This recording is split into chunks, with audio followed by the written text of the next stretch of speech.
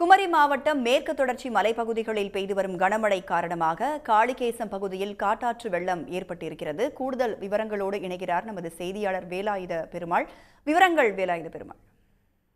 கண்டிப்பாக. அதாவது குமரி மாவட்டத்தில் நேற்று காலை முதல் பரவலாக அனைத்து பகுதிகளிலும் நல்ல மழை பெய்து வருகிறது. குறிப்பாக கூற வேண்டும் என்றால் மேற்கு தொடர்ச்சி மலைப்பகுதிகளில் கனமழை பெய்து வருகிறது. இந்த மழையானது தொடர்ந்து தற்பொழுது பெய்து வருகிறது. இதன் காரணமாக மேற்கு தொடர்ச்சி மலையை ஒட்டியுள்ள கிராமங்களான கீரிப்பாறை, காளிகேசம், வாழையத்துவயல், தடிக்காரகோணம் மற்றும் சுற்றுவட்டார பகுதிகளில் மக்களின் இயல்பு வாழ்க்கையும் பாதிக்கப்பட்டுள்ளது. இந்த மழை தொடர்ந்து பெய்து வரும் காரணத்தால் காளிகேசம் பகுதியில் காற்றாற்று வெள்ளமானது ஏற்பட்டுள்ளது.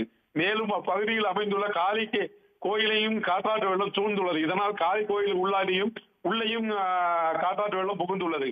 இதனைத் தொடர்ந்து அந்த வனப்பகுதியை தன் கட்டுப்பாட்டில் வைத்துள்ள வனத்துறையானது காளிகேசத்துக்கு சுற்றுலா பயணிகளுக்கு தடை விதித்ததோடு அப்பகுதியில் உள்ள ஆறில் உள்ளூர் மக்கள் இறங்கவோ குளிக்கவோ ஆற்றை கடந்து செல்லவோ கூடாது என்று தடையும் விதித்துள்ளார்கள். மேலும் தொடர்ந்து ஆற்றில் வரும் வெள்ளத்தையும் கண்காணித்து வருகிறார்கள். கனமழை காரணமாக பல்வேறு கட்டுப்பாடுகள் விதிக்கப்பட்டிருக்கின்றன. கூடுதல் விவரங்களை பகிர்ந்து கொண்டமைக்கு நன்றி.